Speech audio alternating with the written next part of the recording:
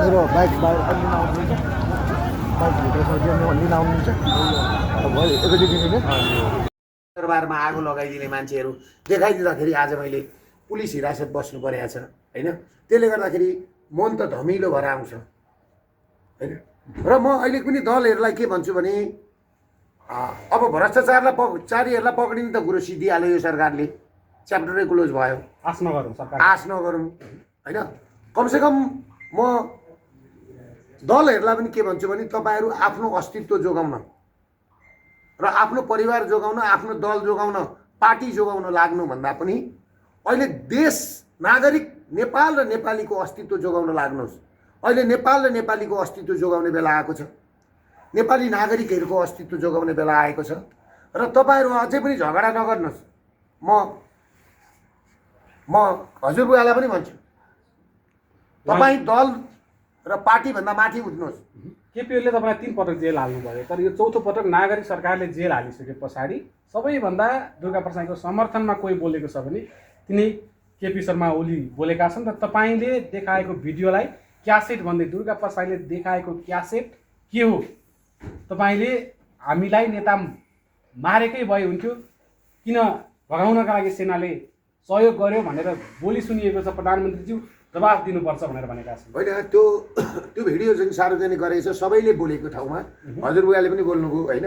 एउटा मानवताको उसले बोल्नुभयो, नाताले बोल्नुभयो। तर हजुरबुवाले हिजो मलाई जुन काम गर्नुभयो, हिजो त्यो काम नगरिकन मैले अम्लाइदिएका कुराहरूलाई उहाँले अङ्गीकार गरेको थियो भने आज सायद उहाँले सत्ताचित पनि हुनु पर्दैन थियो। र मैले उठाएको कुरा केही त थियो होइन, कम्युनिस्टले उठाएको कुरा नै मैले उठाएको थियो। भूमिविहीन सुकुम्बासीलाई यार घर दिउँ न, यार घर दिउँ, जग्गा दिउँ। फुटपाथमा बसेर पेट पाल्छु भन्ने गरिबलाई फुटपाथबाट नलखेटौँ, पढ्ने वातावरण बनाइदिउँ। आज मेडिकल कलेजहरू, हस्पिटलहरूमा नर्स पाउन छोड्यो, नर्सको स्कार्सिटी हुन थाल्यो। नर्सहरू पढाउँ, एक घर एक नर्सको योजना ल्याउँ न। सुकुम्बासी भन्छन् नि, ती भूमिविहीनलाई 4 आना जग्गा दिउँ, एउटा सानो घर बनाएर ती चेलीबेटीहरू एक घर एक नर्स पढाइदिउँ, उनीहरूको जीविकोपार्जन गर्छन्। एक घर एक नर्सको योजना ल्याउँ के हो। लघुवित्त र सहकारीले गाउँ सक्यो, त्यो गाउँमा भएका मान्छेहरूलाई लखेट्न नदिउँ, केही भए पनि राहत दिउँ, 20 लाखभन्दा मुनिको ऋण मिना गरिदिउँ। मैले मेरो मिना गरिदिउँ भनेर भने होइन नि, हो जनताको कुरा थियो। निजामती कर्मचारी पुलिसहरूको चाहिँ आज 22 घन्टासम्म खट्ने पुलिसहरूको चाहिँ आज तलब जम्मा 25,000 छ। कमसेकम तिनीहरूलाई बढाएर अलिकति भए पनि गर्जो टर्ने बनाइदिउँ। त्यही कुरो भनेको होइन मैले, अरू कुरा के गरेको थिएँ। त्यो लाइनमा ल नाति आइज भनेर वार्ता गरेको थियो भने हुन्थ्यो। तर अहिले आएर ढिलै भए पनि मलाई अहिलेको सरकारले, नागरिक सरकार भनौँ, अब जेसुकै सरकार भनौँ, अहिलेको सरकारले अलिकति भए पनि ल नि त तपाईँको मागमा हामी होइन वार्ता गर्न तयार छौँ। तपाईँको 2700वटा माग जनजीविकोपार्जन छन्, तपाईँ आइदिनुहोस्, वार्ता गर्न तयार छौँ भनेर पटक पटक मलाई भनिसकेपछि हिजो बेलुका 8 बजी मलाई एकदम खबर आइसकेपछि मलाई पनि लाग्यो, मलाई हिंसा, आज देश जलिरहेको छ। अब यो देशलाई जल्न दिने होइन, टुक्रा टुक्रा गर्न दिने होइन, यो देशलाई एक बनाउने हो भनेर मैले राति होइन जे जस्तो छ मेरो मसँग भएका मान्छे, मौजुदा मान्छेहरूलाई मैले राति बालुवाटार पठाएर 12 बजी राति सम्झौता गरेर होइन मलाई 15 दिनभित्रमा तपाईँका सक्ने माग यहीँबाट हामी पुरा गर्छौँ। हाम्रो क्याबिनेटले गर्न सक्ने माग हामी पुरा गर्छौँ। नसक्ने माग होइन तपाईँहरू फेरि चुनावमा जानुहोस्, लड्नुहोस्, तपाईँहरूको सरकार बनाउनुहोस्, पुरा गर्नुहोस् भनेर उहाँले भन्नुभयो भनेर खबर पठाएको छ। त्यो भइसकेपछि देशको जेसुकै भए पनि जुनसुकै बाटोबाट बने पनि देशको प्रधानमन्त्रीले भनेको कुरा त मैले नकार्न भएन नि त। तर अभियन्ताहरूले भनिरहेका छन् दुर्गा प्रसाई एउटा विद्रोही हो, मङ्सिर 7 गतेलाई विद्रोहको ठुलो तयारी गरेका थियौँ, हामी विद्रोहका लागि तयार थियौँ, तर 6 गते राति सम्झौता हुनु हुँदैन थियो भनेर केही अभियन्ताहरू रुष्ट भएको हामीले देखेका छौँ। के भन्न चाहनुहुन्छ? त्यो स्वाभाविक होइन, यस्तो हुन्छ, कहिले पनि लिडरले नराम्रो होस् भन्न चाहँदैन। लिडरले धेरै कुरा सोचेको हुन्छ, चारैतिरको दबाब हुन्छ होला नि त, सबै कुरा भन्ने कुरा हुँदैन होइन। उहाँहरूलाई भन्न सजिलो छ होइन, हो कि होइन भन्नु न, सजिलो छ नि। यहाँ धेरै ठुलो खेल हुँदै थियो, धेरै मान्छेको घरमा आगो लाग्दै थियो, धेरै ठाउँ ब्लास्ट हुँदै थियो होइन, हुँदै थियो, त्यो मलाई थाहा थियो, कुरो पनि होइन।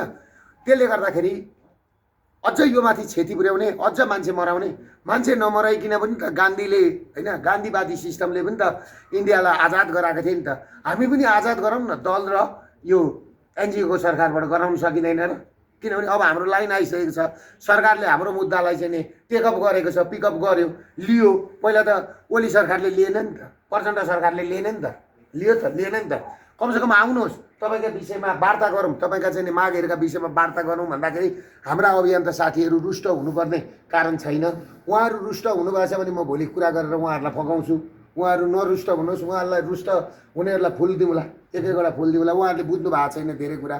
अब केही 17-18 दलका साथीहरू आउनुभयो, उहाँहरू मिल्नुभयो, उहाँहरूले चाहिँ नि के भन्नुभयो भनेदेखि हामीलाई वार्तामा बोला, हामीलाई राखेन। म तपाईँहरूलाई राख्छु नि, भोलि पर्सि प्रधानमन्त्रीसँग हुने वार्तामा बस्नुहोस् न, टेबलमा बस्नुहोस्, कुरा गर्नुहोस् होइन। त्यहाँ त तपाईँ मात्रै बस्ने होइन नि, सुकुम्बासीको प्रतिनिधि बस्छ, कमाड व्यवसायीको प्रतिनिधि बस्छ। मेरो माग होइन नि, तपाईँहरूको माग हो। लघुवित्तको लघुवित्त पीडितको प्रतिनिधि बस्छ, सहकारी पीडितको प्रतिनिधि बस्छ, एउटा भुइँ मान्छे बस्छ।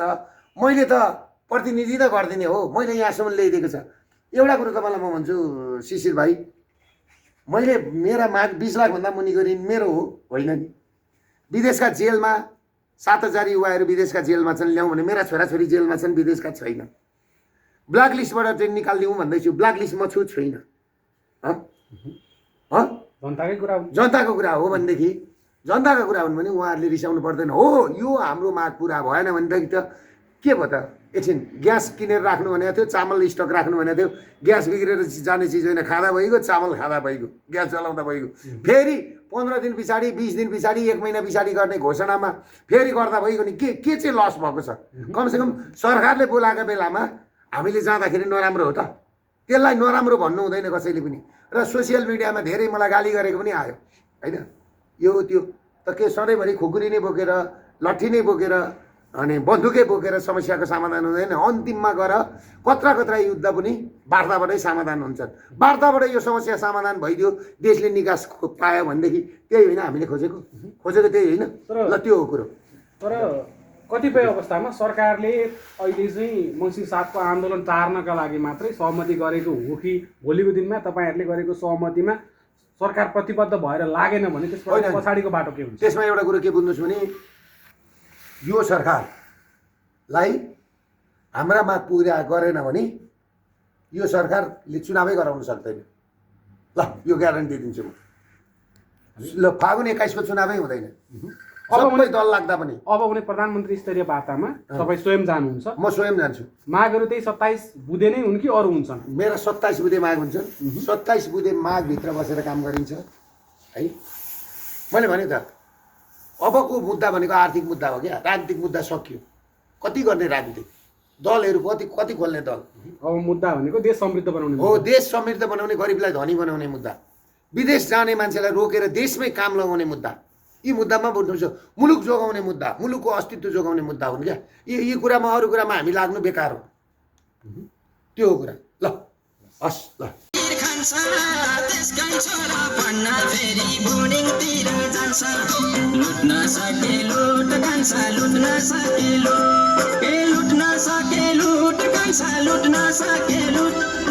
अरू देशमा पाइँदैन नेपालमै हो छुट कान्छ, अरू देशमा पाइँदैन नेपालमै हो छुट कान्छ, अरू देशमा पाइँदैन नेपालमै हो छुट। गणतन्त्र ल्याए भन्छन्, फाले भन्छन् राजा, त्यही फालेका राजा जस्ता कयौँ निस्के आज। जनताको मुटुभित्र काँडा कति कति, 1.5 अर्बको हेलिकप्टर चढ्छिन् राष्ट्रपति। लुट्न सके लुट कान्छ, लुट्न सके लुट, लुट्न सके लुट कान्छ, लुट्न सके लुट।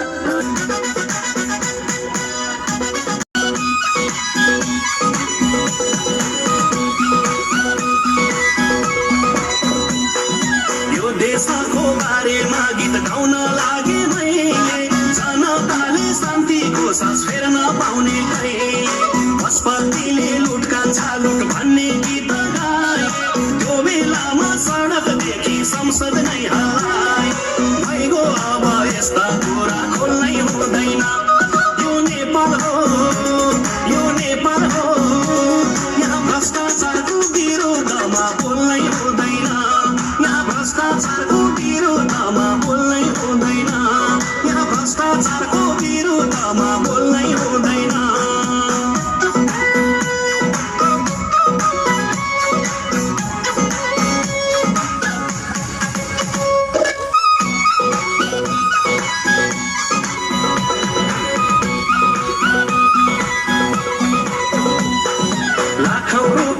खर्च गर्यो क्याम्पस जानलाई बहिनी हाम्रो औकात हुन्न जागिर खानलाई आफ्नै मान्छे भएदेखि जागिर पाइदो रहेछ यो देशमा त राम्रो होइन हाम्रो चाहिँदो रहेछ भइगयो अब यस्ता कुरा खोल्नै हुँदैन यो नेपाल हो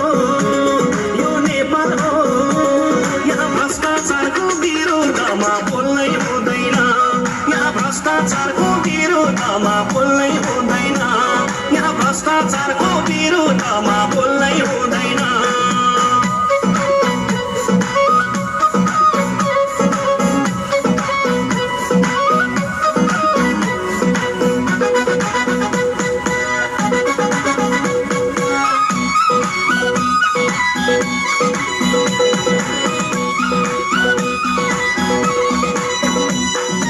उसकै कुरा अघि आउँछ जुन क्षेत्रमा पनि जतिसुकै पढे पनि के काम भयो तानी युवाहरू पढे लेखे विदेशतिरै गए विदेश किन बस्न पर्थ्यो देशमै अवसर भइगयो अब यस्ता कुरा खोल्नै हुँदैन यो नेपाल हो यहाँ सरकारको विरोधमा बोल्नै हुँदैन यहाँ सरकारको विरोधमा बोल्नै हुँदैन यहाँ सरकारको विरोधमा बोल्नै हुँदैन देशको सीमाभित्र मैले जन्म लिए गोर्खालीको सन्तान भनी गर्व गर्यो थिए जन्माएको आमाले हो घाँस काट्दा काट्दै बाउको जीवन यसै गयो दुःख सार्दा सार्दै हामीलाई के नै सुख छ